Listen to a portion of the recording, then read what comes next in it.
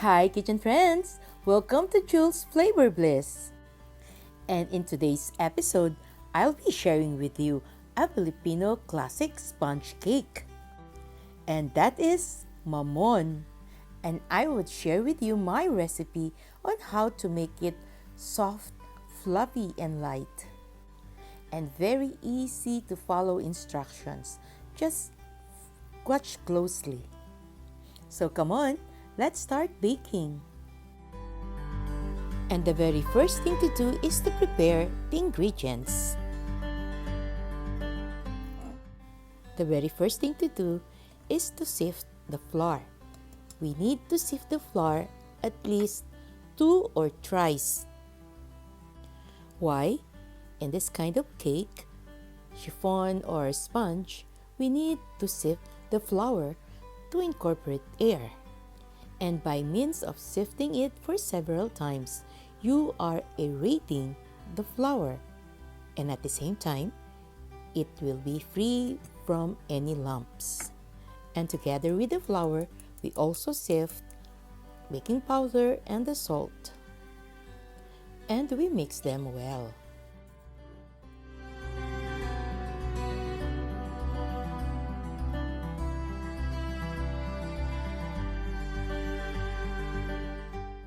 Then set aside the dry ingredients.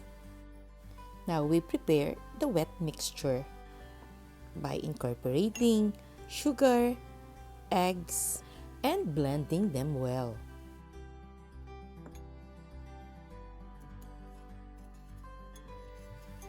Now we continue to whisk the sugar and the eggs.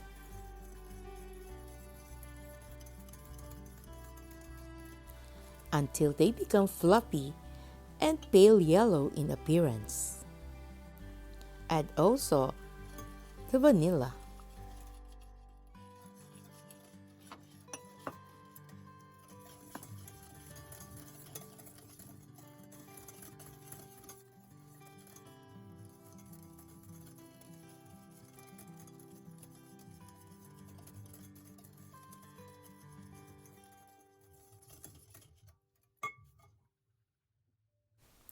And when you reach this stage, fluffy and pale yellow, we'll add water and oil.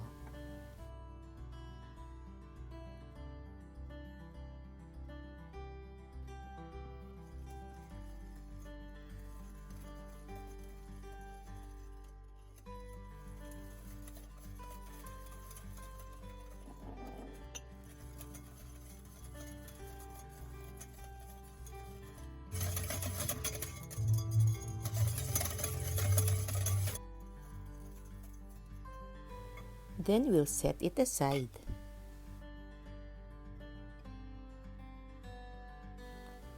Now we prepare the meringue.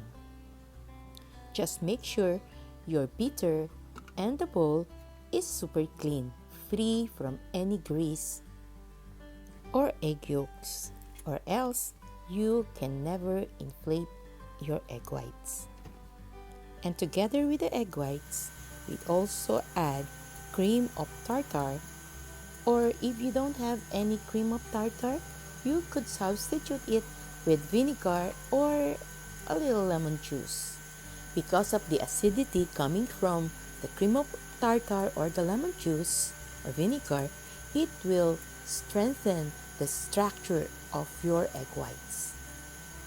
Just remember, it is very important.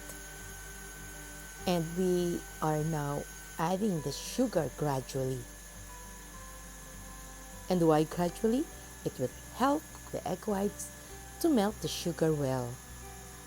And I am just using a medium speed for this. How will you know if it's ready? If you could see some medium stiff fix on it. And the meringue will not slide from the bowl. Now for the third process, we will combine the egg yolk mixture and the egg whites, or the meringue, by simply introducing a little portion of the meringue to the egg yolks mixture. Just follow me and you won't go wrong.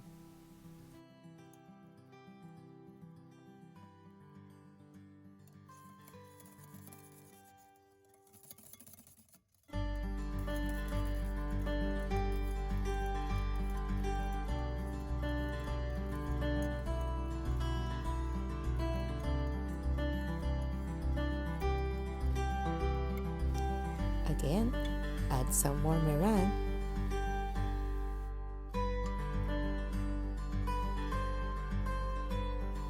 Now you could feel that the mixture is a little bit floppy. Now it's time to add the flour. Again, with the help of a sieve, we add the flour gradually.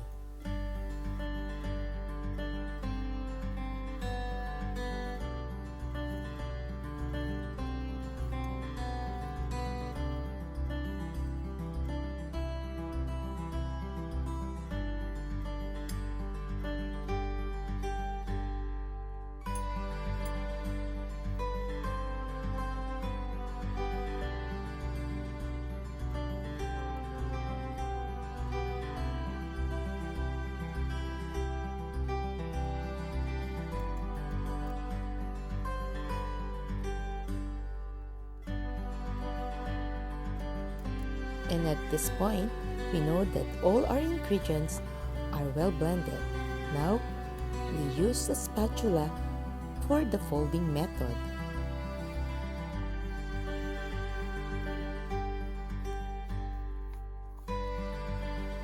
This method is guaranteed that at the end result, we'll have a fluffy, soft, light, but not dry mamon.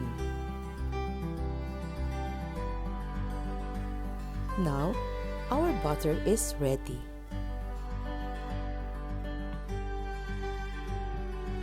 We now prepare our cup molders with paper cups on it.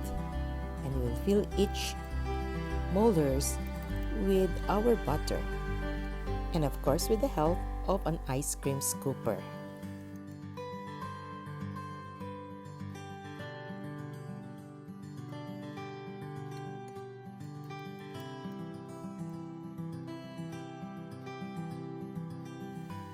Now, into the oven for 15 to 20 minutes at 160 degrees Celsius.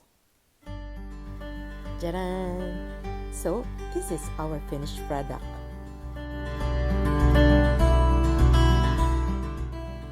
And we need to brush it with butter.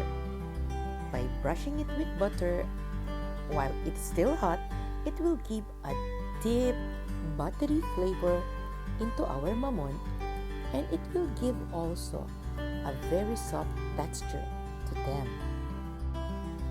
And with a little patience and love, you'll come up with this beautiful, soft, yummy mamon.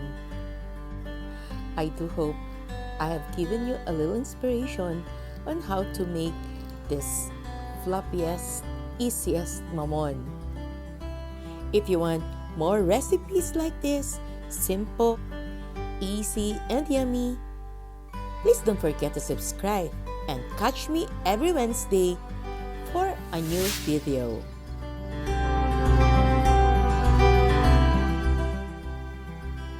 Thanks for watching, Kitchen Friends. Please stay safe, stay well. God bless. Bye!